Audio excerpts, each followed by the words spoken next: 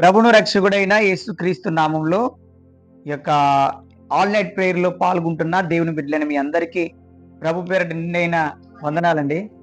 వందనాలు. ఈ పక్క వాళ్ళకి వందనాలు చెప్పండి. బాగున్నారని అడగండి. దేవునికి స్తోత్రం. హల్లెలూయా.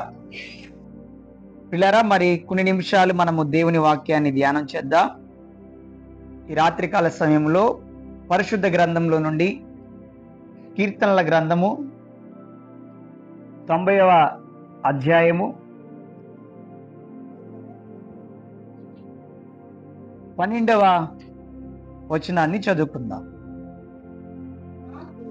మాకు జ్ఞాన హృదయము కలుగునట్లుగా చేయుము, మా దినములు లెక్కించుటకు మాకు నేర్పుము. చాలండి. అలాగనే 14వ వచనాన్ని చదువు.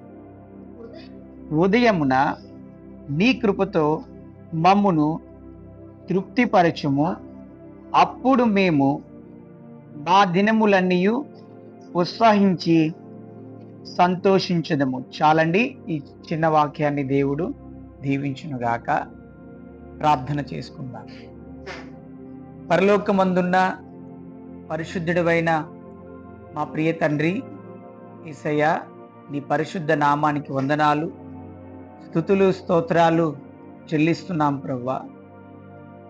కోడి తన రెక్కల చాట్ల కింద తన బిడ్డలను కాపాడినట్లుగా నీ సజీవమైన రెక్కల చాట్ల కింద నీ కృపలో నీ దయలో గతించిన దినములన్నీ మమ్మల్ని కాచి కాపాడి భద్రపరిచి ఈ 2024 సంవత్సరములో ఈ 4 నెలలు కూడా కాపాడి ఈ దినము ఈ రాత్రి వరకు కూడా మాకు తోడై ఉన్న దేవానికి స్తోత్రాలు. మా బ్రతుకుల్లో, మా జీవితాల్లో, సేవ పరిచర్యలో, కుటుంబాల్లో మీరింతవరకు చేసిన మేలులు ఉపకారాలన్నిటిని బట్టి మరొకసారి మీకు లెక్కలేని వందనములు, స్తుతులు, స్తోత్రాలు చెల్లిస్తున్నా దేవా తండ్రి. అలాగని ఈ సమయంలో కొన్ని నిమిషాలు నీ వాక్య భాగంలో నుండి నీ మాటలు మేము ధ్యానిస్తుండగా ఈ రాత్రి నాయనా నీ సన్నిధిలో కూడి వచ్చిన నీ బిడ్డలతో మీరు మాట్లాడండి, నాతో మాట్లాడండి, మా అందరితో మీరు మాట్లాడండి. మానవ స్వరమైన నా స్వరాన్ని మరుగుపరచండి. పరిశుద్ధాత్ముడా, నీ స్వరముతో మాట్లాడి బలపరచుమని, మీ నామానికి మహిమ పొందమని నజరేయుడైన యేసుక్రీస్తు నామం పేరట ప్రార్థన చేసి అడిగి వేడుకుంటున్నాం తండ్రి. ఆమేన్. ఆమెను బిగ్గరగా చెప్దాం. చేతుల పైకెత్తి హల్లెలూయా చెప్దాం. దేవునికి స్తోత్రం. హల్లెలూయా, హల్లెలూయా. దేవునికి మహిమ కలుగునుగాక. పిల్లరా, పరిశుద్ధ గ్రంథంలో ఈ 90వ కీర్తనలో నుండి ఈ రాత్రికాల సమయంలో మనము కొన్ని మాటలను ధ్యానం చేద్దాం. ఈ రాత్రికాల సమయంలో మీకు నేను చెప్పాలనుకున్న వాక్య అంశం ఏంటి అని అంటే, మోషే చేసిన ప్రార్థన. చెప్పండి, మోషే చేసిన ప్రార్థన. దేవునికి స్తోత్రం. ప్రియులారా, ఈ ఆన్లైన్ ప్రేయర్లో పరిశుద్ధ గ్రంథంలో నుండి మోషే చేసిన ప్రార్థన ఎలాంటి ప్రార్థనో, ఆయన ఏ విధంగా ప్రార్థన చేశారో ఈ కీర్తనలో రాయబడి ఉంది ప్రియులారా. అయితే ఈ కీర్తనను ఎవరు రాశారు అంటే, భక్తుడైన దేవుని సేవకుడైన దైవజనుడైన మోషే గారు రాసిన కీర్తన. ఎవరు రాశారు చెప్పండి? మోషే గారు ఎవరు? దైవజనుడు. ఎవరు చెప్పండి? దైవజనుడు, దేవుని యొక్క సేవకుడు, ఇశ్రాయేలు ప్రజలను నడిపించిన నాయకుడు. ఏమండి, మోషే గారు చేసిన ప్రార్థన ఎలాంటి ప్రార్థనో ఈ యొక్క 90వ కీర్తనలో రాయబడి ఉన్నది. అయితే 90వ అధ్యాయము 12, 14 వచనంలో నుండి ఈ 2 వాక్య భాగాల నుండి మనం ఈ రాత్రికాల సమయంలో ఒక 3 విషయాలు నేర్చుకుందాం. దేవునికి స్తోత్రం. ప్రియులారా, ప్రార్థన అనే అంశానికి వస్తే ప్రార్థన ఎలా చేయాలో అనేది మనము చాలాసార్లు నేర్చుకున్నాం. ప్రార్థన అంటే ఏంటో కూడా మనం తెలుసుకున్నాం. అలాగనే ఈ రాత్రికాల సమయంలో మళ్ళీ పరిశుద్ధాత్మ దేవుడు నాలో పెట్టిన ప్రేరేపణ బట్టి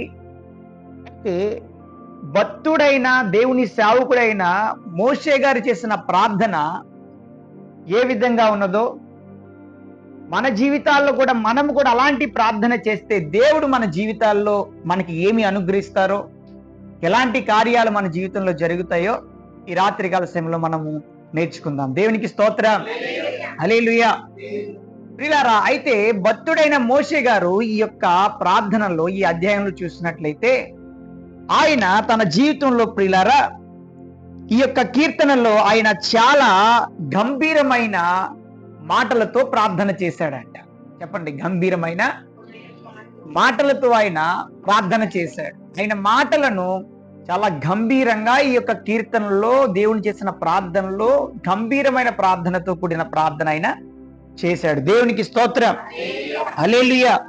అంత మాత్రమే కాదు ప్రియులారా, ఈ యొక్క కీర్తనలో ఆయన చేసిన ప్రార్థన అనేది పాపం వల్ల వచ్చే జీతం మరణమని అనే విషయాన్ని కూడా ఈ ప్రార్థనలో ఆయన మనకు తెలియపరిచారు. దేవునికి స్తోత్రం.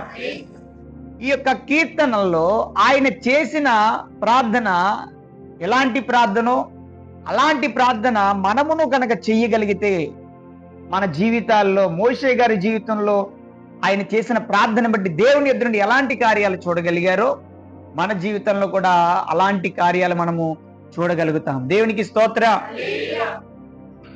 ప్రియులారా, అయితే మోషే గారు చేసిన ప్రార్థనలో మొట్టమొదటి మాట ఆయన మాట్లాడింది పరిశుద్ధ గ్రంథం మనం చూసినట్లయితే అదే 90వ అధ్యాయము 12వ వచనం మరొక మారు చదువుకుందాం. ప్రియులారా, మాకు జ్ఞాన హృదయము కలుగునట్లుగా చేయము. చాలండి. దేవునికి స్తోత్రం.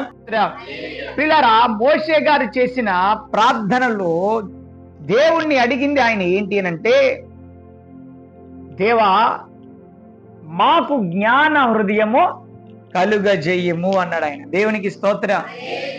దేవుణ్ణి మోషే గారి ప్రార్థనలో ఏం అడిగారు చెప్పండి? నాకు జ్ఞాన హృదయాన్ని కలుగజేయము ప్రభువా అని అడిగాడు ప్రార్థనలో ఆయన. నాకు ఆయన చేసిన ప్రార్థన నిజంగా ఈ అధ్యాయంలో ధ్యానం చేస్తే మంచి మాటలను ఆయన ప్రియులారా ఉచ్చరిస్తూ దేవుని సన్నిధిలో ప్రార్థన చేశాడు. దేవాది దేవుడు మనం చేసే ప్రార్థన ఎలాంటిదో ఆయన చెవియొగ్గి ఆలకించడానికి ఇష్టపడతాడంట. మోషే గారే కాదు, జ్ఞాని అయిన సొలొమోను కూడా దేవుని ఏం అడిగాడు చెప్పండి? జ్ఞానాన్నే అడిగాడు. ప్రియులారా, అయితే మన జీవితాల్లో మనం చేసే ప్రార్థన ఎలాంటి ప్రార్థన ఉండాలని, ఇంకా దేవుణ్ణి మనము జ్ఞానాన్ని అడిగే ప్రార్థన మనం దేవుని సన్నిధిలో చేయాలి. దేవుణ్ణి మనము జ్ఞానాన్ని అడిగి మోషే గారు దేవుని యొక్క దైవజనుడుగా సేవకుడిగా ఉన్నప్పుడు ఆయన ఇశ్రాయేలు ప్రజలను నాయకించే గొప్ప నాయకుడు. ఇప్పుడు సంఘానికి నడిపిస్తున్న ఒక కాపరిగా నేను ఎలా ఉన్నానో, ఒక నాయకుడిగా ఎలా ఉన్నానో, ఒక దైవజనుడిగా ఎలా ఉన్నానో, ఆయన కూడా లక్షలాది మంది ప్రజలకు ఆయన నాయకుడు. దేవునికి స్తోత్రం. వాళ్ళని నడిపించాలంటే ఆయనకి కావాల్సింది ఏంటి చెప్పండి? జ్ఞానం కావాలి. దేవునికి స్తోత్రం. ప్రియులారా, అందుచేతన మోషే గారు నాకు కావాల్సిందయ్యా ఆస్తి కావాలి, నాకు అంతస్తు కావాలి, నాకు పేరు ప్రత్యక్షతలు కావాలి, ఘనత కావాలి, బంగారం కావాలి, వెండి కావాలి అని నేను అడగట్లేదయ్యా, నాకు కావలసింది జ్ఞానము కావాలని అడిగాడు ఆయన. దేవునికి స్తోత్రం, హల్లెలూయా. ప్రియులారా, ఆయన జ్ఞానము కావాలి అని చెప్పి ఆయన దేవాది దేవుని యొక్క సన్నిధిలో ఆయన దేవుణ్ణి ఆయన అడిగాడు. దేవునికి స్తోత్రం. ప్రియులారా, ఈ రోజు మనము కూడా దేవుణ్ణి ఏమడగాలి చెప్పండి? జ్ఞానాన్ని అడగాలి. మరి జ్ఞానాన్ని అడగాలంటే ఎలా అడగాలి అంటే దేవునికి మొర్రపెట్టి దేవునికి ప్రార్థన చేసి మనము దేవుణ్ణి అడగాలి. ప్రియులారా, దేవునికి స్తోత్రం. ఏమండి, పరిశుద్ధ గ్రంథంలో మనం చూసినట్లయితే కనుక సామెతల గ్రంథం 2వ అధ్యాయము 2వ వచనం నుండి ఒకసారి చదవండి. సామెతల గ్రంథము 2వ అధ్యాయము. జ్ఞానమునకు నీవు చెవియొగ్గి హృదయపూర్వకంగా వివేచన అభ్యసించిన ఎడల, తెలివికై మొర్రపెట్టిన ఎడల, వివేచనకై మనవి చేసిన ఎడల, వెండిని వెతికినట్లు దానిని వెతికిన ఎడల, దాచబడిన ధనమును వెతికినట్లు దాన్ని వెతికిన ఎడల, యెహోవా యందు భయభక్తులు కలిగి ఉండుట ఎట్టిదో నీవు గ్రహించెదవు. దేవుని గురించిన జ్ఞానము నీకు లభించిన. విజ్ఞ జ్ఞానము యెహోవాయే జ్ఞానమిచ్చువాడు. తెలివియు వివేచనయు ఆయన నోటి నుండి వచ్చెను. చాలండి, దేవునికి స్తోత్రం. హల్లెలూయా. ఏమండి, ఈ సామెతల గ్రంథాన్ని రాసిన భక్తుడు ఎవరు చెప్పండి? జ్ఞాని అయిన సొలొమోను గారే రాశారు. ఆయన ఏమంటున్నారంటే కనుక, జ్ఞానం అంటే ఏంటో తెలుసా? నువ్వు జ్ఞానం కలిగి ఉన్నావు అంటే నువ్వు దేవుణ్ణి జ్ఞానం కావాలని అడగాలి. నీ జ్ఞానం ఎలాంటి జ్ఞానమై ఉండాలి అంటే, నీవు దేవుణ్ణి తెలుసుకునే జ్ఞానాన్ని నువ్వు కలిగి ఉండాలి. దేవునికి స్తోత్రం. హల్లెలూయా. ఏమండి, లోకములో మనము నాకు అది తెలుసండి, నాకు ఇది తెలుసండి అని మనం మాట్లాడుతూ ఉంటాం. తప్పేమి కాదండి. ఒక తెలిసిన దాని గురించి మనం తెలుసుకోవడం అది మంచిదే.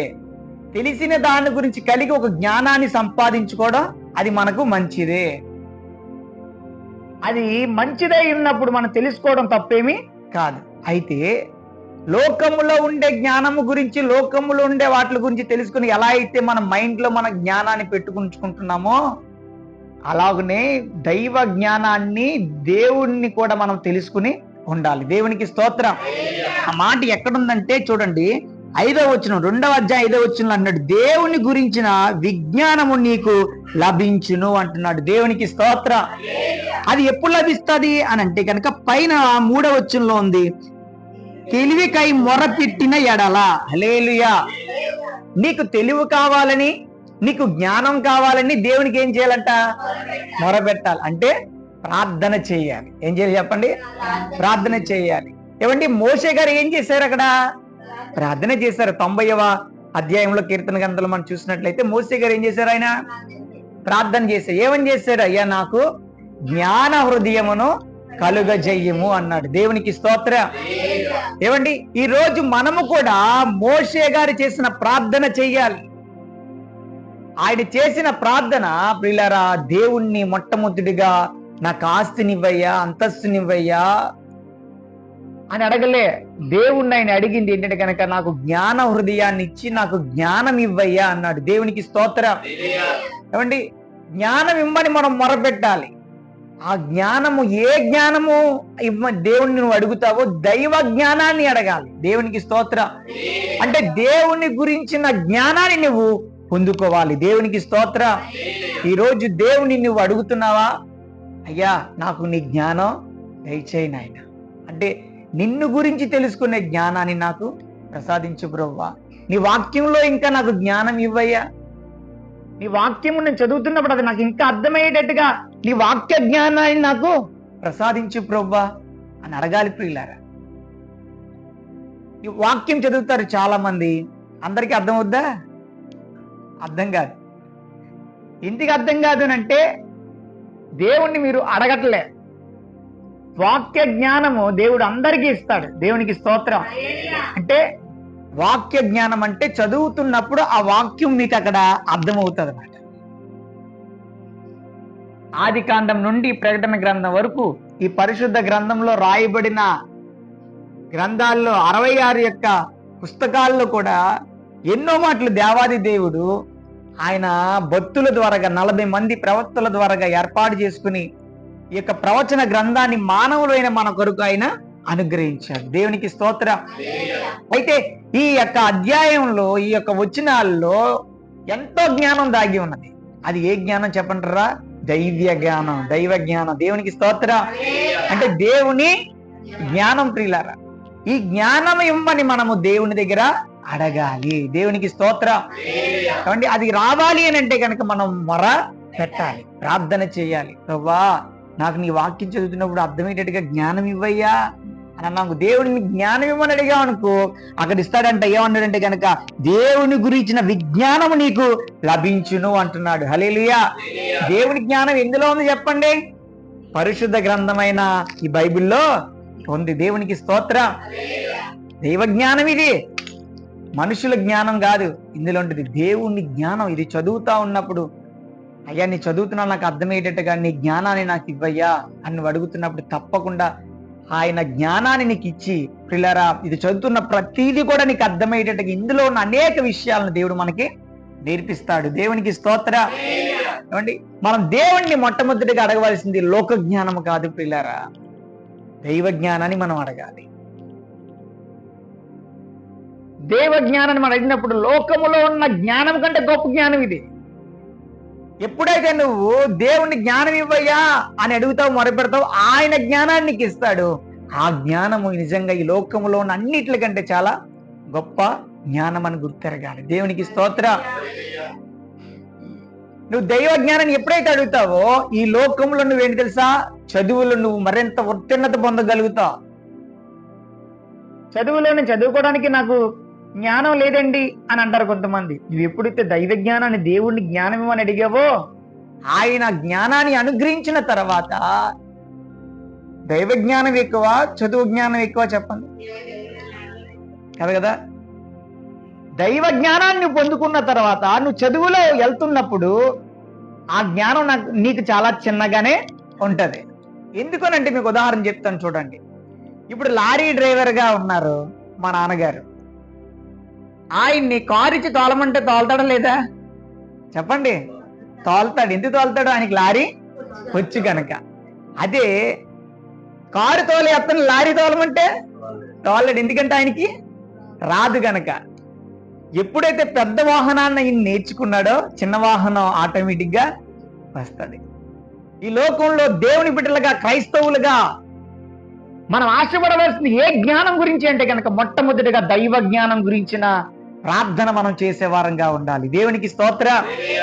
ఎప్పుడైతే దేవా నాకు నీ జ్ఞానం ఇవ్వు నాయనా అని దేవుని సన్నిధిలో నీవు మొర పెడతావు, దేవా నా భర్తకి నీ జ్ఞానం ఇవ్వయ్యా, తండ్రి నా బిడ్డలకు నీ జ్ఞానం ఇవ్వు నాయనా, నా కుటుంబానికి నీ జ్ఞానం ఇవ్వు ప్రభువా అని ఎప్పుడైతే నువ్వు ప్రార్థించగలుగుతావో, మోషే లాంటి ప్రార్థన చేయగలుగుతావో, తప్పకుండా ఆయన తన జ్ఞానముతో నిన్ను నింపుతాడు. దేవునికి స్తోత్ర. అంత మాత్రమే కాదు, ఆ జ్ఞానాన్ని పొందుకున్న తర్వాత ఒక యవనస్తురాలుగా నువ్వు ఉంటే, దేవుని సన్నిధిలో అడిగితే నువ్వు చదువులో ఎంతో విజయానికి వెళ్ళిపోతావు. దైవ జ్ఞానం పొందుకున్న తర్వాత నువ్వు నువ్వు చదువుకున్నప్పుడు నువ్వు ప్రతి ఎగ్జామ్ లో పాస్ అయ్యే జ్ఞానానికి ఇస్తాడు. చదువుతున్నప్పుడు ఆయన జ్ఞాపక శక్తిని ఇస్తాడు. అలాగనే వ్యాపారం చేస్తున్న వాళ్ళు వ్యాపారంలో ఇంకా ఉత్తీర్ణతకి వెళ్ళాలి అని అంటే కనుక ఎప్పుడైతే దైవ జ్ఞానానికి కావాలని దేవుడిని అడుగుతారో, మీ వ్యాపారం ఇంకా ఎలాగని మీరు చేసుకుంటే అభివృద్ధిలోకి వెళ్తారో అలాంటి జ్ఞానాన్ని దేవుడు ఇస్తాడు. ఆయన చదువుకునే బిడ్డలైనా, వ్యాపారస్తులైనా, బిజినెస్ చేసుకునే వాళ్ళైనా, ఒక మంచిగా ముందడిగేసే వాళ్ళు ఎవరికైనా సరే దేవుడు తప్పకుండా ఆయన జ్ఞానాన్ని మనం అడిగినప్పుడు, ఆయనకి మనం మొరపెట్టినప్పుడు, ప్రార్థన చేసినప్పుడు ఆయన జ్ఞానంతో నింపి నీవు లోకములో అన్ని విషయాలు కూడా వర్ధిల్లే విధంగా దేవుడు ఆశీర్వదిస్తాడు. ఆమేన్ చెప్పండి. హల్లెలూయా. ఎప్పుడు ఇస్తాడు ఆయన? మొరపెట్టినప్పుడు, అంటే ప్రార్థన చేసినప్పుడు నింపుతాడు ఆయన. అడగందే అమ్మాయిని అన్నం పెడతదా? పెట్టదు. నాకు ఇక్కడ ఆకలిగా ఉందని నేను ఇలా ఉంటే మా అమ్మకి ఏమైనా తెలుస్తుందా? తెలీదు. అమ్మ దగ్గరికి అమ్మ నాకు ఆకలేస్తుంది, కొద్దిగా అన్నం పెట్టంటే ఇస్తాడు. పెట్టంటే అమ్మ నాకు అన్నం పెడుతుంది. మనం కూడా దేవుని దగ్గరికి వస్తున్నప్పుడు, దైవ సేవకుని ద్వారాగా మాటలు దేవాది దేవుడు మాట్లాడుతున్నప్పుడు ఆ ప్రకటించబడుతున్న మాటలను ఈ చెవు నుండి ఈ చెవు నుండి వదిలేసే వారంగా కాకుండా, ఎప్పుడైతే మన మాటలు మన హృదయంలో భద్రపరుచుకుని ఆ మాటల ప్రకారం మనం ప్రయత్నిస్తూ, మనం జీవిస్తూ, మనం ముందడుగులు వేస్తా ఉంటామో తప్పకుండా ప్రతిఫలం చూస్తాం. హల్లెలూయా. ఎందరైతే దేవుని మాటకి విధేయత కలుగుతారో, వినయం కలిగి ఉంటారో, విన్న మాటలను విశ్వసిస్తారో తప్పకుండా వాళ్ళ జీవితాల్లో కార్యాలు జరుగుతాయి. హల్లెలూయా. దేవునికి స్తోత్ర. దైవ జ్ఞానం చాలా గొప్పదండి. ఒక మాట చెప్పాలి ఈ సందర్భంలో. బల్బు కనిపెట్టిన వ్యక్తి పేరేంటి చెప్పండి? Thomas Edison. థామస్ అల్వాస్ ఎడిసన్ ఆయన పేరు. దేవునికి స్తోత్రం. ఆయన చదువుకోవడానికి స్కూల్కి వెళ్ళాడంట. అయితే చదువుకోవడానికి స్కూల్కి వెళ్తే ఆ స్కూల్లో టీచర్ గారు చెప్పే మాటలకు ఆయన వినేవాడు కాదు, బుర్రకి ఎక్కేది కాదు. అంత మాత్రమే కాదు, ఏ ఎగ్జామ్ పెట్టినా కూడా ఆయనకి గుడ్డు 0 మార్కులు వచ్చేవి. చదువులో ఫెయిల్యూర్ అవుతే కనుక ఆ టీచర్ గారు ఏం చేశారంటే, ఒకసారి ఈ థామస్ యొక్క వాళ్ళ అమ్మగారిని కౌరంపించి స్కూల్కి ఆ అబ్బాయి యొక్క ప్రోగ్రెస్ రిపోర్ట్ ఇచ్చి ఆ అబ్బాయి గురించి ఎన్నో విషయాలు చెప్పేసి పంపించేశారు. ఏమని చెప్పి ఆ తల్లిని టీచర్ గారు పంపించేశారంటే ఇంటికి, ఇంక ఎప్పుడు కూడా మీ అబ్బాయిని స్కూల్కి పంపించకండి, ఇంకెప్పుడు కూడా మీ అబ్బాయిని స్కూల్కి పంపించకండి. ఎందుకనంటే మీ అబ్బాయికి నేను చెప్పేది ఏది కూడా అసలు బుర్రకి ఎక్కట్లే. ఎగ్జామ్స్ పెడుతుంటే ఎగ్జామ్స్లో మార్క్స్ కూడా రావట్లే, 0 వస్తున్నాయి. ఇంకా మీ అబ్బాయికి చెప్పడం నా వల్ల కాదండి అని దండం పెడేస్తే ఆవిడ కాస్త ఇంటికి వచ్చిన తర్వాత ఆ అబ్బాయి వాళ్ళ అమ్మగారిని అడుగుతా ఉన్నాడు. ఏమనంటే గనక, అమ్మా ఏమన్నది మిస్ అనంటే, నువ్వు బాగా చదువుతున్నావంటరా, నీకు బాగా మంచి మార్క్స్ వస్తున్నాయంట అని వాడిని తిట్టకుండా, నువ్వు అప్పుడే కాదు ఎల్ది కానీ స్కూల్కి అని చెప్పి ఆ వ్యక్తిని మంచి మాటలతో చెబుతూ ఆ కుమారుణ్ణి డిస్కరేజ్ చేయకుండా ఎంకరేజ్ చేస్తూ ఆ తల్లి ఏం చేసిందంటే కనుక, నువ్వు ప్రస్తుతానికి సండే స్కూల్కి వెళ్ళు అని మొదలుపెట్టి పంపించింది. అలాగనే సండే స్కూల్ నుండి ఆయన ఏమండి జ్ఞానాన్ని పొందుకుంటూ దేవునితో నడవడం ఆయన ఆరంభించాడు. దేవునికి స్తోత్రం. దైవ్య జ్ఞానాన్ని పొందుకున్న ఆయన ఏం చేశాడో తెలుసా? మనం ఈ రోజు లైట్లు చూస్తున్నాం, మనం ఒకప్పుడు బల్బు వేసుకునే వాళ్ళం, అది ఎర్ర బల్బు తెలుసు కదా, ఇప్పటికీ అమ్ముతున్నారు, కొట్ల దగ్గర అమ్ముతూ ఉంటారు. దానికి ఆ బల్బు మీరు చూడండి, లోన తీగ కనుక ఊడిపోయిందంటే బల్బు వెలుగుతుందా? ఎలాగదా? ఆ లోన తీగను ఆ బల్బుని కనిపెట్టిన వ్యక్తి ఎవరో తెలుసా? ఒక దినాన ఒక టీచర్ నువ్వు ఎందుకు పనికి రావు అని ఎప్పుడైతే బయటికి తోసేసిందో, అలాంటి వ్యక్తి అయిన థామస్ అల్వాస్ ఎడిసన్ దేవుడిచ్చిన జ్ఞానంతో ఆ బల్బుని కొనగలిగాడు. దైవ జ్ఞానంతో ప్రపంచాన్ని వెలిగించాడు. హల్లెలూయా. దైవ జ్ఞానం అంతా గొప్పది. ఎక్కడ స్కూల్లోంచి గంటేసింది ఆవిడ, ఏమండి? కానీ దేవుడి గంటాడా? గంటలేదు. ఎందుకంటే దేవుని జ్ఞానం చాలా గొప్పదండి. నేను కూడా అంతే గొప్పనేం కాదు, నన్ను మా నాన్నగారు ఎన్నోసార్లు ఆయన అన్నారు. అలాగనే బయట సమాజంలో ఎన్నోసార్లు నేను ఎన్నో మాటలు పడ్డాను. అలాగని నా దేవుడు నన్ను వదలలేదు. ఎందుకంటే దైవ జ్ఞానం చాలా గొప్పది ప్రియులారా. అయితే మనం దేవుణ్ణి అడగాలి, అయ్యా నాకు జ్ఞాన హృదయమును కలుగజేయి ప్రభు అని అడగాలి. ఆ జ్ఞాన హృదయము, నువ్వు వాక్యంలో నాకు జ్ఞానం ఇవ్వయ్యా అని అడగాలి. నీ చదువులో జ్ఞానం ఇవ్వయ్యా అని అడగాలి. దైవ జ్ఞానాన్ని నువ్వు కలిగి ఉన్నప్పుడు అన్ని విషయాల్లో కూడా ఆయన జ్ఞానాన్ని ఆయన కలుగు చేస్తాడు. హల్లెలూయా.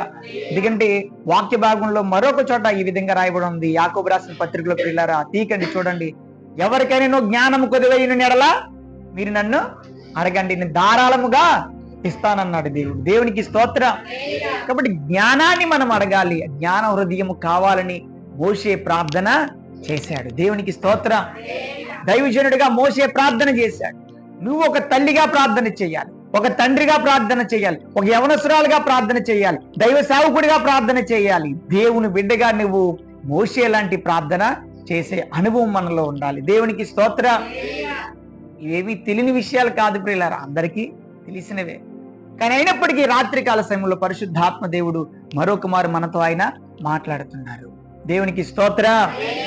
అలాగనే మోషే గారు ఇంకా ఎలాంటి ప్రార్థన చేశారంటే కనుక ప్రియులారా, అదే కీర్తనల గ్రంథము 90వ అధ్యాయము ప్రియులారా 12వ వచనంలో మరొక లైన్ ఉంది చూడండి కింద, మా దినములు లెక్కించుటకు మాకు నేర్పుము అన్నాడు. దేవునికి స్తోత్రం. మా దినములు మాకు లెక్కించుట మాకు నేర్పుమని ప్రార్థన చేశారు. ఎవరు చెప్పండి? మోషే గారు. దేవునికి స్తోత్రం. మోషే గారు ఎవరు? దైవజనుడు. చెప్పండి, ఎవరు? దైవజనుడు, దేవుని సేవకుడు ఆయన. దేవునికి స్తోత్రం. ప్రియులారా, మొట్టమొదట ఏమని ప్రార్థన చేశాడు ఆయన? జ్ఞాన హృదయము కలుగు చేయమని దేవునికి మొరబెట్టాడు, ప్రార్థన చేశాడు. ప్రియులారా, జ్ఞాన హృదయాన్ని మనం పొందుకుంటే లోకంలో ఉన్న ప్రతి జ్ఞానాన్ని మనం పొందుకోగలుగుతాం. లోకంలో వెలివేసేసినా సరే దేవుడు మనల్ని గొప్పవారిగా నిలవబెడతాడు తన జ్ఞానముతో. హల్లెలూయా.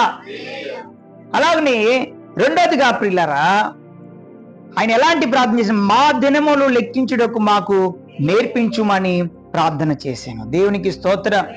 అలాంటి ప్రార్థన ఎందుకు ఆయన చేశారు అంటే తద్వారాగా మనం నేర్చుకోవాల్సిన పాఠం ఏంటంటే ప్రియులారా, ఒకసారి ఎఫెసీయులకు రాసిన పత్రిక 5వ అధ్యాయము 15వ వచనాన్ని ఒకసారి చూద్దాం. ఎఫెసీయులకు రాసిన పత్రిక 5వ అధ్యాయము 15వ వచనం. దినములు చెడ్డవి కనుక మీరు సమయమును పోనీయక సద్వినియోగము చేసుకునుచు అజ్ఞానుల వలె కాక జాగ్రత్తగా చూచుకునుడి. చాలండి. దేవునికి స్తోత్రం. హల్లెలూయా.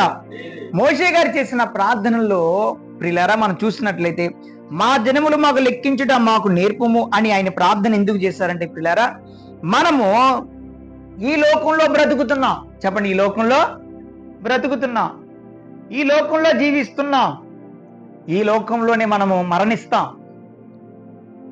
అయితే ఈ లోకంలో బ్రతుకుతున్న మనము మన దినాలలో, మనకిచ్చే దేవుడిచ్చిన సమయాలలో, మనకిచ్చే నెలల్లో, మనకిచ్చే రోజుల్లో, గడియల్లో, అన్ని విషయాల్లో కూడా మనము సమయాన్ని పోనివ్వకుండా అజ్ఞానుల వలె కాకుండా జ్ఞానుల వలె సమయాన్ని సద్వినియోగం చేసుకుంటూ జీవించుట నాకు నేర్పించయ్యా అని ప్రార్థన చేశాడు ఆయన. హల్లెలూయా. ఏమండి, మనము కూడా ఇలాంటి ప్రార్థన చేయాలి. ఏంటో తెలుసా? మన జీవితాల్లో మనకి దేవుడు ఇచ్చిన ఎప్పుడు కూడా సమయాన్ని వృధాగా పాడు చేసుకోకూడదండి. సమయం చాలా విలువైనది. దేవునికి స్తోత్రం.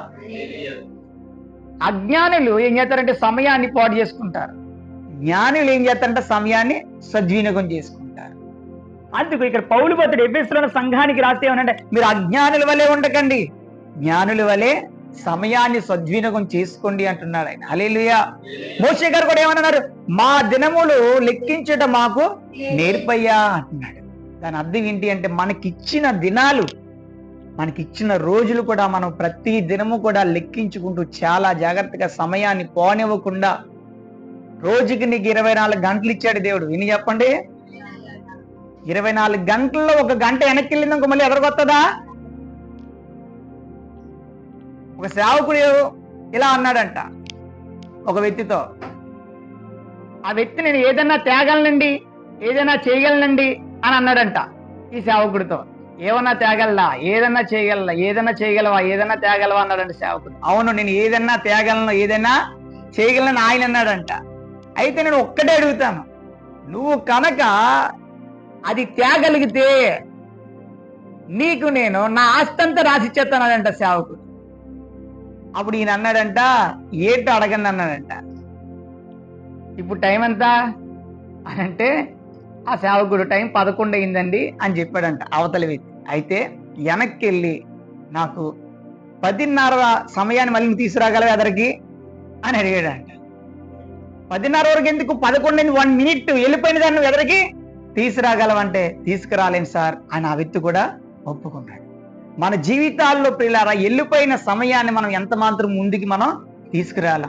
అయితే మనం ఎలాంటి ప్రార్థన చేయాలంటే, దేవుడు మన ముందు పెట్టిన దినాలను, సమయాలను మనం లెక్కించడం నేర్పయ్యా ప్రభు అని అంటూ మన సమయాన్ని మనం సద్వినియోగం చేసుకుంటూ అజ్ఞానుల వల్లే కాకుండా జ్ఞానుల వల్లే బ్రతికే విధంగా దేవుని సన్నిధిలో ప్రార్థన చేయాలి. దేవునికి స్తోత్రం. సేవకుడిగా నేను నా సమయాన్ని నేను సద్వినియోగం చేసుకోవాలి, మంచి వాటికి నేను ఉపయోగించాలి నా సమయాన్ని. సేవ కొరకు ఉపయోగించాలి, పరిచర్య కొరకు, సంఘము కొరకు, విశ్వాసుల కొరకు ఉపయోగించాలి. దేవుని పని మీదే ధ్యాసగా పెట్టుకుంటూ సంఘము కొరకు, సంఘ బిడ్డల కొరకు ఆలోచిస్తూ పరిచర్యలో సమయాన్ని ఎక్కువగా గడుపుతూ ముందుకు వెళ్ళగలగాలి ఒక సేవకుడిగా. నేను ఇంకా దేవుని కొరకు ఏం చేయాలి, దేవుని రాజ్య విస్తరణ కొరకు ఏం చేయాలి, దేవుని కార్యాలు ఏవి తలపెట్టాలి అనే ఆలోచనలో ఒక సేవకుడు ముందుకు వెళ్ళాలి. సమయాన్ని సద్వినియోగం చేసుకుంటూ బ్రతకాలి. దేవునికి స్తోత్రం.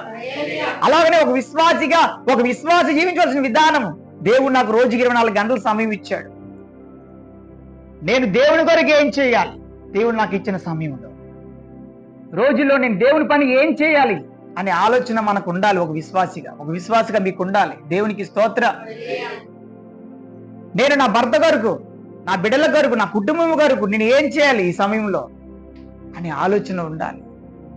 చదువుకున్న యవన బిడ్డలు మీ చదువుల్లో సమయాన్ని పోనివ్వకుండా, రోజులు పోనివ్వకుండా, నాకున్న రోజుని బట్టి, నాకున్న సమయాన్ని బట్టి నేను ముందుకు వెళ్ళాలంటే, నా భవిష్యత్తు బాగుండాలి, నేను ఏం చేయాలి అనే ఆలోచన ఉండాలి. ప్రియులారా, చదువుకుంటున్న వారికి కానీ, కుటుంబీకులకు కానీ, సావుకులకు కానీ, ఈ భూమి జీవించే సమాజంలో దేవుని బిడ్డలైన ప్రతి ఒక్కరూ కూడా దేవుణ్ణి అడిగే ప్రార్థన ఏంటి అంటే, ప్రభువా నా దినముల పరిమాణం నాకు లెక్కించుట నేర్పించుమయ్యా.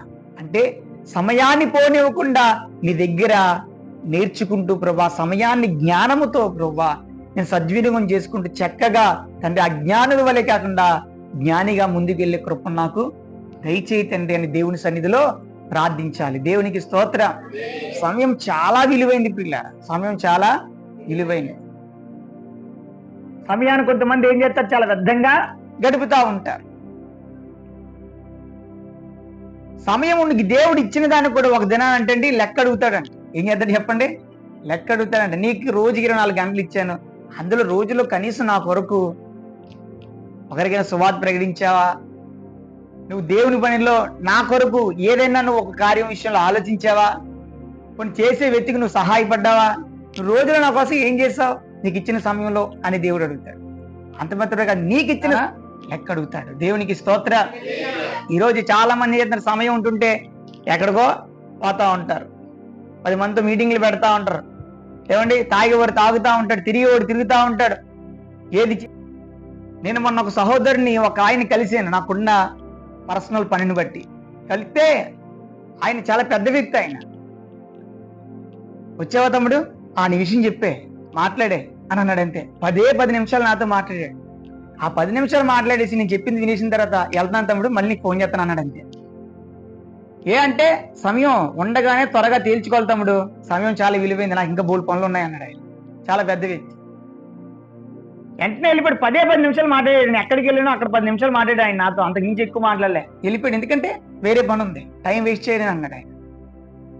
అలా మనం కూడా దేవుణ్ణి అడగాలి. మోషే చేసిన ప్రార్థన, దేవా మా దినముల పరిమాణం మాకు లెక్కించుట నేర్పయ్యా అని చెప్పి.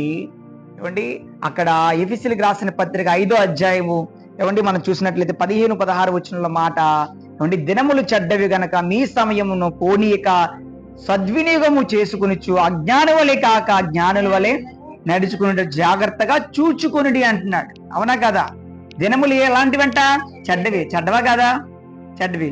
మీరు సమయాన్ని పోనీకండి అన్నాడు. ఈ చెడ్డ దినాల్లో మీ సమయాన్ని పోనీకండి, సద్వినియోగము చేసుకునిచ్చు, అజ్ఞానుల వలె కాక జ్ఞానుల వలె నడుచుకోండి, జాగ్రత్తగా చూచుకోండి అన్నాడు. మళ్ళీ దేవునికి స్తోత్రం.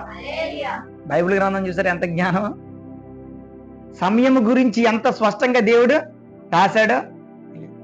కాబట్టి సమయాన్ని నువ్వు సద్వినియోగం చేసుకుంటే నీ జీవితంలో నువ్వు చాలా చాలా గొప్ప ఆశీర్వాదాలు చూడగలుగుతావు. దేవునికి స్తోత్రం. నువ్వు ఇచ్చే సమయం దేనితో ఉపయోగం ఉండాలి. మనం ఒక సమయాన్ని వాడామంటేనండి, నేను ఎలా ఆలోచిస్తాను, సమయం కేటాయించిన దాని ద్వారా మనకు ఉపయోగం ఉండే విధంగా కూడా ఉండాలి. ఓ సమయం వాడుతుంటే దాని ద్వారా నువ్వు ఏదో ఒకటి నేర్చుకునే విధంగా ఉండాలి. అది చెడు కాదు, మంచి నేర్చుకునేలా ఉండాలి. చదువుకుంటున్నాం, చక్కగా కాలేజీకి వెళ్తున్నాం, సాయంకాలం 6 గంటలకు వచ్చేస్తున్నాం, మళ్ళీ రాత్రి 6 గంటల నుండి 9 గంటలకి 9 గంటలు పడుకున్నాం అంటే 9 గంటల వరకు ఖాళీయే కొంతమంది యవన బిడ్డలకి. అవునా కదా చెప్పండి? ఈ లోపు కొంతమంది సెల్ ఫోన్లు పెట్టుకుని ఆడే పిల్లలు ఉన్నారు. అదే పనికి ఇంక రాత్రి వరకు ఉండే వాళ్ళు ఉన్నారు. అదే కాకుండా జ్ఞానం కలిగిన అమ్మాయి ఇంకోండి, అబ్బాయి ఇంకో ఏం చేస్తారు తెలుసా? ఏ కంప్యూటర్ క్లాస్కో వెళ్తాడు, 1 గంట సేపు కంప్యూటర్ నేర్చుకుంటాడు. అంటాడు అక్కడ ఏం చేస్తున్నాడు? జ్ఞానంతో సమయాన్నాడు ఉపయోగించుకుని కంప్యూటర్ నేర్చుకుని చక్కగా మళ్ళీ రేపు పొద్దున్న భవిష్యత్తులో వాడికి ఉపయోగ విధంగా ఒక ప్లాన్ నాడు అజ్ఞాని వల్లే కాకుండా జ్ఞానంగా వాడు జీవితాన్ని వాడు కట్టుకుంటున్నాడు. అవునా కదా? కాబట్టి అది ఏంటంటే ఇక్కడ సమయం సద్వినియోగం చేసుకోవడం అంటారు. జ్ఞానం కలిగిన వ్యక్తి ఏమండి దేవుని దగ్గర ఇలాంటి ప్రార్థన చేసి చక్కగా తన జీవితంలో ముందడుగులు వేయగలుగుతా ఉంటారు. దేవునికి స్తోత్ర. కాబట్టి మనం అలాగే ఉండాలి దేవుని బిడ్డలుగా. అప్పుడు దేవునికి నీ ద్వారాగా మహిమ వెళ్తాడు, అప్పుడు నీ తల్లిదండ్రులకి మహిమ వెళ్తాది. అలాగే నువ్వు ఒకవేళ ఏ స్థితిలో ఉన్నా నీ ద్వారా దేవునికి ఘనత వెళ్తాది. దేవునికి స్తోత్ర. హల్లెలూయా. ఇప్పుడు అందరూ మనం ఆలోచన చేస్తే ఎక్కువగా యథార్థంగా మనం ఒప్పుకుంటే సెల్ ఫోన్ చాలా సమయాన్ని తినేస్తుందండి. ఎలాంటి వ్యక్తినైనా సరే సెల్ ఫోన్ చాలా సమయాన్ని తినేస్తుంది. కానీ ఈరోజు దేవుడు మాట్లాడుతున్న మాట, కాబట్టి మన సమయాన్ని సద్వినియోగం చేసుకుంటూ దాన్ని మనం ఉపయోగించే విధానం మళ్ళీ జ్ఞానంగా మంచిగా ఉపయోగించడం తప్పేమీ కాదు. మంచిగా ఉపయోగించడం అనేది తప్పు కాదు, చెడుకు ఉపయోగించడం ద్వారా కూడా మన సమయాన్ని మనం దొంగిలిస్తాం. కనుక ప్రియులారా, దేవుడు అంటున్న దేవుడి దగ్గర చేసిన మోషే ప్రార్థన బట్టి మనం కూడా ఇలాంటి ప్రార్థన చేస్తే మన జీవితాల్లో మనము కూడా గొప్ప కార్యాలు మనం స్వతంత్రించుకోగలుగుతాం. దేవునికి స్తోత్ర. మరొక మాట చెప్పి ప్రసంగాన్ని ముగిస్తాను ప్రియులారా. చూడండి, అదే కీర్తనల గ్రంథము 90వ అధ్యాయము 14వ వచనాన్ని చదవండి ప్రియులారా. హృదయమున నీ కృపతో మమ్మును తృప్తిపరచుము, అప్పుడు మేము మా దినములన్నీ ఉత్సహించి సంతోషించదము. దేవునికి స్తోత్రం. హల్లెలూయా. ప్రియులారా, మోషే గారు చేసిన ప్రార్థనలో మరొక మాటను వాడాడు ఆయన. 3వ మాట ఏంటి అని అంటే గనక నీ కృపతో మమ్మును తృప్తిపరచుము అన్నాడు. ఏమన్నాడు చెప్పండి? నీ కృపతో మమ్మును తృప్తిపరచుము అని అడిగాడు. దేవునికి స్తోత్ర. ప్రియులారా, దేవుని కృపతో తృప్తిపరిస్తేనంట అప్పుడు మేము మా దినములన్నీ ఉత్సహించి సంతోషించదము. దేవునికి స్తోత్ర. దేవుని కృపతో తృప్తిపరచడము అనంటే దేవుడు మన జీవితాల్లో మేలులు చేయడం. దేవునికి స్తోత్రం. మోషే గారి ప్రార్థన ఎలాంటిది? ఉదయం లెగ్గనే ఉన్నాడంటే ఉదయమున, చెప్పండి ఎప్పుడు చెప్పండి? ఉదయం అన్నందా రాత్రి అన్నందా? ఉదయమున నీ కృపతో మమ్మను తృప్తిపరచుము, అప్పుడు మేము మా దినములన్నీ ఉత్సాహించి సంతోషించేద్దాము. హల్లెలూయా. మనలో ఎప్పుడు సంతోషం వస్తుంది? ఒక మేలు జరిగితే సంతోషం, మనం అనుకున్నది జరిగితే ఇంకా సంతోషం, మన ఆశ నెరవేర్చబడితే ఇంకా ఆనందం. మామూలుకున్నది గంతులు వేస్తారు, కొంతమంది ఇజిల్లు వేస్తారు, చప్పట్లు కొట్టేస్తారు, మామూలుగా ఉంటారా? డ్యాన్సులు కూడా కట్టేస్తారు. ఆనందంలో చేరేంటి? దేవుని స్తోత్రం చెప్పండి. హల్లెలూయా.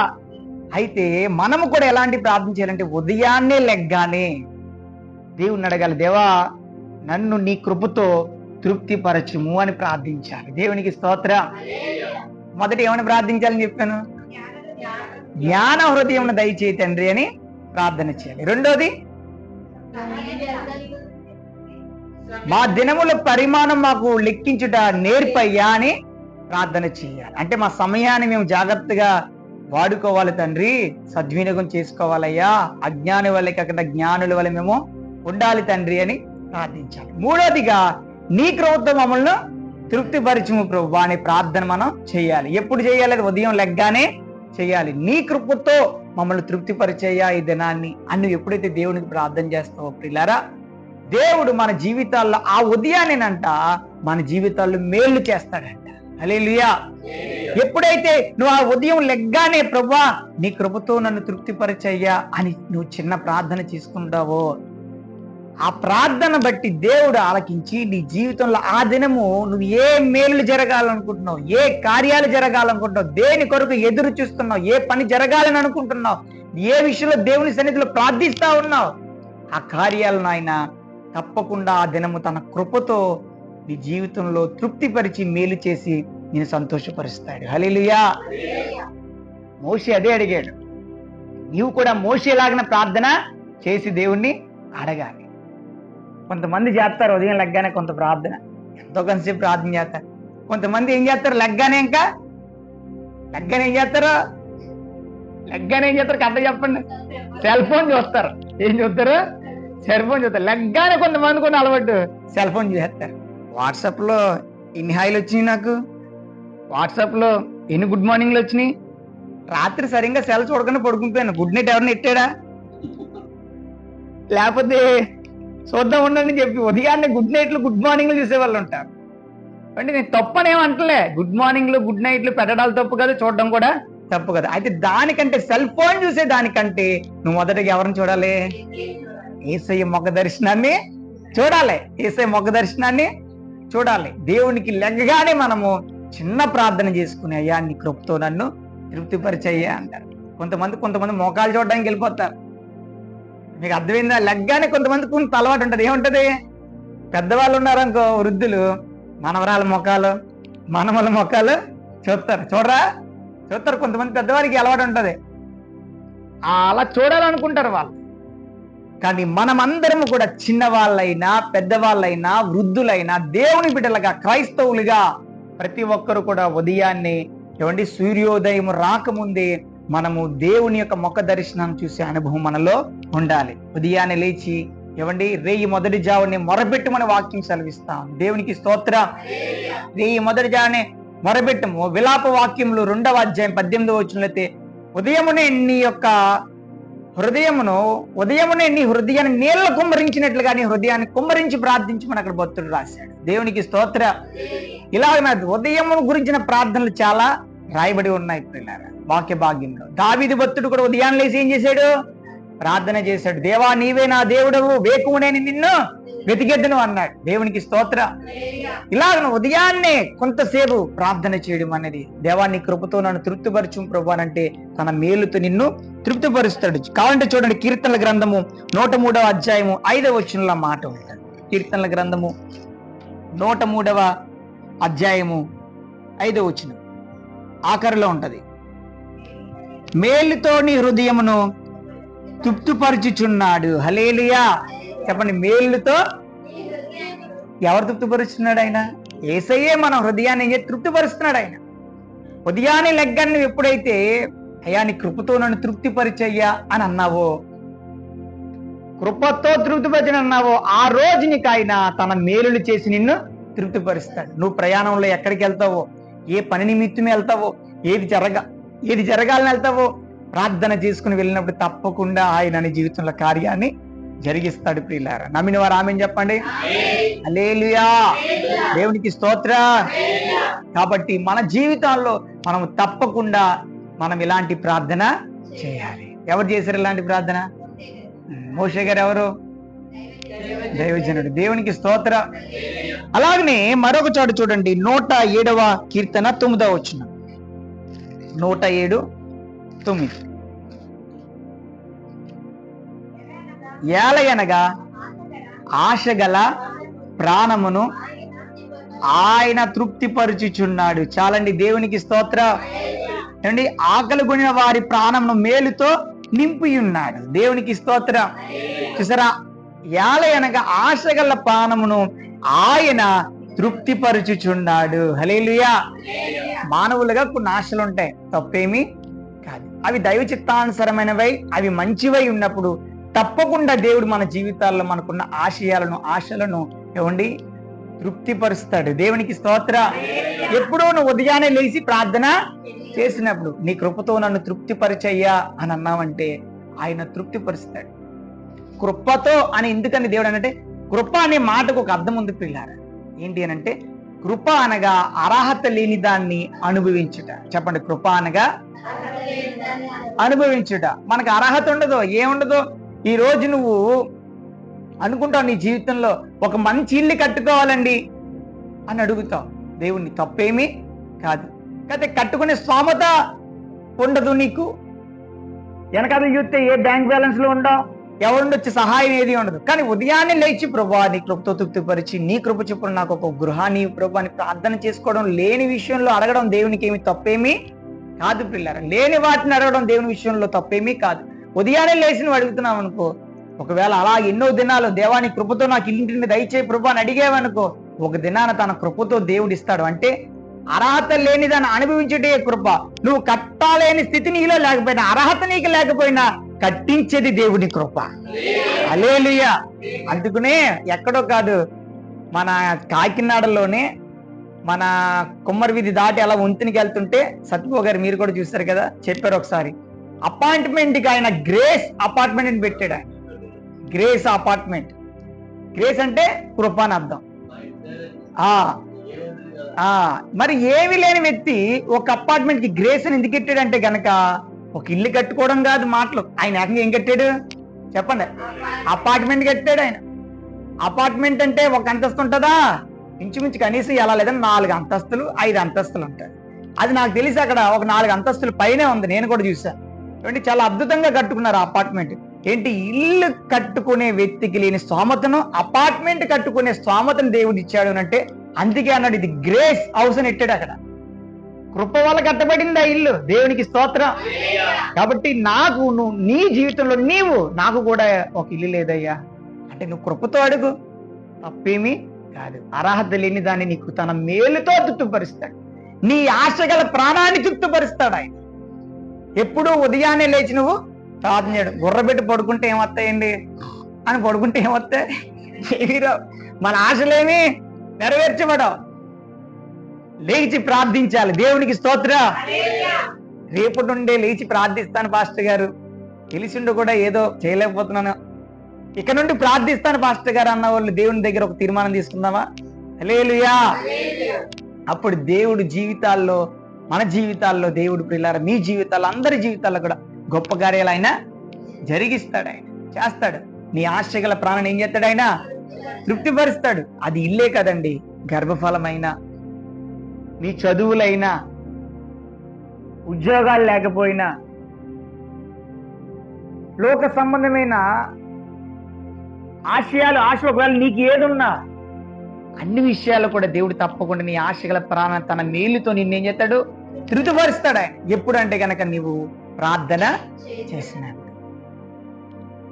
ఎప్పుడైతే నువ్వు దేవుణ్ణి నోరు తెరిచి నువ్వు అడుగుతావు నీ అంతటి నీవుగా, తప్పకుండా కార్యమైనా చేస్తాడు. ఆయన సన్నిధికి వచ్చి మోకరించి, అయ్యా నా కష్టం ఇదయ్యా, నా బాధ ఇదయ్యా, నా ఇరుకు ఇదయ్యా, దాని నుండి నన్ను తొలగించేయని అడుగు, తొలగిస్తాడు. నాకు ఎవరు లేరయ్యా ఆదుకునేవారు, నన్ను ఆదుకో ప్రభు అని అడుగు, ఆదుకుంటాడు. నాకు సహాయం చేయ ప్రభు అని అడుగు, సహాయం చేస్తాడు. ఈ కార్యం చేయని ఆయన యేసయ్య అని అడుగు, కార్యం చేస్తాడు. ఎందుకంటే నమ్ముట నీ వలన అయితే నమ్మువానికి సమస్తము సాధ్యం అన్నాడు. నా నామం పేట మీరు ఏది అడిగినా నేను చేస్తానన్నాడు. అడుగుడి నీకు ఇవ్వబడును అన్నాడు. అడుగు వాటికంటే, ఊహించే వాటికంటే అత్యధికంగా ఇస్తానని చెప్పాడు. ఎంత గొప్ప దేవుడండి, ఎంత మంచి దేవుడండి. కాబట్టి ఈ యొక్క రాత్రికాల సమయంలో మనం కూడా మోషే దైవజనుడు వంటి ప్రార్థన మనం కూడా చేయాలి. చెప్పండి, ఎలాంటి ప్రార్థన చేశాడు? ముగిస్తున్నాను. ఎలాంటి ప్రార్థన? జ్ఞాన హృదయము కలుగజేయమని ప్రార్థన చేశాడు. అది కావాలంటే మనము కూడా దేవునికి మొర పెట్టాలి. పెట్టినప్పుడు బైబిల్ జ్ఞానాన్ని పొందుకుంటాం. అంత మాత్రమే కాదు, దైవ జ్ఞానాన్ని పొందుకున్న మనము, పైనుండొచ్చు జ్ఞానాన్ని పొందుకున్న మనము ప్రియులారా ఈ లోకంలో అన్ని విషయాల్లో కూడా జ్ఞానం కలిగి మనము దీవించబడగలుగుతాం. దేవునికి స్తోత్ర.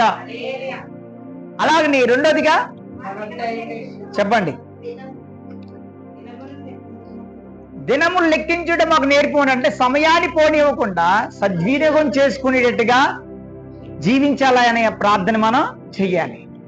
అప్పుడు ఆ సమయాన్ని బట్టి నీ జీవితంలో ఆ సమయమే నిన్ను గొప్ప ఆశీర్వాదానికి నిన్ను మార్చేస్తాడు. అజ్ఞాని వల్ల కాకుండా జ్ఞానిగా నిన్ను నిలవబెడతాడు. దేవునికి స్తోత్ర. అనేకులకు ఆశీర్వాదకరంగా నిన్ను నిలవబెడతాడు. దేవునికి స్తోత్ర. సమయం చాలా విలువైనది. అలాగనే మూడోదిగా, హృదయమునే నీ కృపతో మమ్మల్ని తృప్తిపరచుము అని ప్రార్థించాలి. హల్లెలూయా. ఎప్పుడైతే మనం హృదయమునే దేవుని సన్నిధిలో తన కృపతో తృప్తిపరచమని అడుగుతామో తన మేలుతో మనల్ని ఏం చేస్తాడు? ఆయన తృప్తిపరుస్తాడు. మన ఆశయాలను ఆయన తృప్తిపరుస్తాడు. కనుక మోషే లాంటి ప్రార్థన మన జీవితాల్లో కూడా చేసి దైవ దీవెనలు ఆశీర్వాదాలు పొందుకునే మహాకృప దేవాది దేవుడు మనందరికీ దయచేయునుగాక. ఆమేన్. మోకరిద్దాం, ప్రార్థన చేద్దాం. దేవుని సన్నిధిలో మన అందరము ప్రభువుని అడుగుదాం కొన్ని నిమిషాలు. ప్రభువా, ఈ రాత్రికాల సమయంలో ఈ ఆన్లైన్ పేరులో మీరు నాతో మాట్లాడిన ప్రతి మాటను బట్టి స్తోత్రాలు. మోషే దైవజనుడు ఆయన మంచి ప్రార్థన నీ సన్నిధిలో చేశాడు. జ్ఞాన హృదయం ఇవ్వయ్యా అని అడిగాడు. నీ జ్ఞానాన్ని పొందుకున్నాడు ఆయన. నేను కూడా ఈరోజు అడుగుతున్నాను, యేసయ్య నాకు కూడా జ్ఞాన హృదయం ఇవ్వయ్యా, నీ వాక్యం పట్ల జ్ఞానం, నిన్ను గురించి తెలుసుకునే జ్ఞానం నాకు ఇవ్వు ప్రభువా అని ప్రార్థన చేద్దామా? రెండోదిగా ప్రియులారా, నా దినముల పరిమాణం నాకు లెక్కించడం నేర్పమని అడిగాడు. అంటే నీకు ఇచ్చిన దినము ప్రతీది కూడా ఎలాగ నువ్వు గడపాలో, జీవించాలో, మరొక చోట రాయబడిన వాక్య భాగం బట్టి సమయంలో పోనీక సద్వినియోగం చేసుకుంటూ దినములు చెడ్డవి కనుక అజ్ఞాని వలె కాకుండా జ్ఞానుల వలె నడుచుకోవాలని మాట్లాడాడు ఆయన. నీవు కూడా నీకు ఇచ్చిన సమయాన్ని ఎలా ఉపయోగిస్తున్నావు, ఏ కార్యాలకు ఉపయోగిస్తున్నావు, ఏ స్థలాల్లో ఉపయోగిస్తున్నావు? నీకు ఇచ్చిన సమయం మంచిగా ఉపయోగించుకోవాలి. నీ భవిష్యత్తుకి ఆశీర్వాదకరంగా ఉండే విధంగా సమయాన్ని గడపాలి. దేవుని సేవలో, పరిచర్యలో వాడాలి నీ సమయాన్ని. అలాంటి కృపను నాకు ఇవ్వు ప్రభువా అని ప్రార్థన చేయాలి. మూడోదిగా దేవుని యొక్క సన్నిధిలో మోషే భక్తుడు ఉదయాన్నే నీ కృపతో నన్ను తృప్తిపరచు ప్రభువా అని ప్రార్థన చేశాడు. నీవు కూడా దేవుని సన్నిధిలో ప్రభువా ఉదయము నీకు నుండి ప్రార్థన చేస్తానయ్యా, రేయి మొదటి జామున లేచి ప్రార్థిస్తానయ్యా, కొన్ని నిమిషాలయ్యా ప్రార్థనలు గడుపుతాను ప్రభువా. ఎందుకంటే నీ కృపతో ఎప్పుడైతే తృప్తిపరచుమని భక్తుడైనా దైవజనుడైనా మోషే గారు ప్రార్థన చేశారో ప్రభువా, నువ్వు అంటున్నావు మేలుతో తృప్తిపరుస్తావు, ఆ దినమంతా మాకు సంతోషం ఇస్తావు, మా ఆశయాలు నెరవేరుస్తావు, నీ కృపతో మా బ్రతుకుల్లో కార్యాలు చేస్తావు తండ్రి అని రాత్రి కలశంలో మాతో మాట్లాడిన ప్రతి మాటను బట్టి స్తుతిస్తూ ప్రభువా, ఈ రాత్రి ఈ వాక్యం విన్న ప్రతి ఒక్కరు కూడా దైవజనుడైన మోషే చేసిన ప్రార్థన వంటి ప్రార్థన చేసే అనుభవం యేసుక్రీస్తు నామములో పొందుకుందురుగాక ప్రభువా. అలాంటి అనుభవం చేత ప్రార్థనలు మరింతగా ఎదుగుదురుగాక ప్రభువా తండ్రి. అలాంటి ప్రార్థన తీర్మానంతో ఈ దినం నుండి చేసే కృప కలుగునుగాక తండ్రి. మీరే దీవించి ఆశీర్వదించు. ఈ రాత్రి వాక్యమైన ప్రతి బిడ్డని ఆశీర్వదించి పంపించు. మీ నామానికి మహిమ పొందమని, ఎందరైతే వాక్యం విన్నారో వాళ్ళందరినీ ఆశీర్వదించమని కోరుతూ నీకే మహిమ చెల్లిస్తూ ప్రభువా అయ్యా, నీ యొద్ద నుండి జ్ఞానాన్ని పొందుకునే కృపను తండ్రి, అయ్యా సమయాన్ని సద్వినియోగం చేసుకునే కృపను ప్రభువా, అలాగని తండ్రి నీ యొక్క కృపతో తృప్తిపడే భాగ్యాన్ని అందరికీ దయచేయమని ప్రార్థిస్తూ నీకే మహిమ ఘనత ప్రభావం చెల్లిస్తూ తండ్రి. ఇన్ని నెలలు మమ్మల్ని కాచి కాపాడిన దేవ, 5వ నెలకు మమ్మల్ని ప్రవేశపెట్టిన తండ్రి, నీకు స్తుతులు స్తోత్రాలు చెల్లిస్తూ ఈ 5వ నెలంతా కూడా నీ కృపతో మేము తృప్తిపరచబడదుము గాక, నీ జ్ఞానంతో నింపబడదుము గాక, సమయమును సద్వినియోగం చేసుకుని జీవించదుము గాక. నీకు స్తోత్రాలు చెల్లిస్తూ మహిమ ఘనత కీర్తి ప్రభావం నీకే ఆరోపిస్తూ నజరేయుడును పరిశుద్ధుడైన యేసు క్రీస్తు నామం పేరిట మా ప్రార్థన చేసి అడిగి వేడుకుని పొందుకుంటున్నాము తండ్రి, ఆమేన్. యేసు రక్తమే జయం, సిలువ రక్తమే జయం. యేసు నామానికి సంపూర్ణ విజయం, అపవాదికి లోకనంత నాశనం. యేసుక్రీస్తు నామానికి విజయం కలుగును గాక, ఆమేన్. మన తండ్రి అయిన దేవుని ప్రేమయు, కుమారుడైన యేసుక్రీస్తు కృపయు, పరిశుద్ధాత్మ దేవుని యొక్క ఆదరణ, అన్యోన్య సహవాసం ఇప్పుడు ఎల్లప్పుడూ సదాకాలమును మనందరికి తోడై ఉండి నడిపించునుగాక, ఆమేన్, ఆమేన్, ఆమేన్. అందరికీ వందనాలండి. మీ పక్కల వందనాలు చెప్పండి.